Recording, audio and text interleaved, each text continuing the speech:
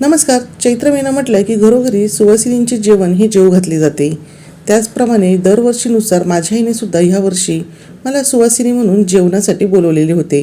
आणि ही बघा सुंदर अशी मोगऱ्याची आणि गुलाबाची फुले ही तिच्याच झाडाची आहे बरं का.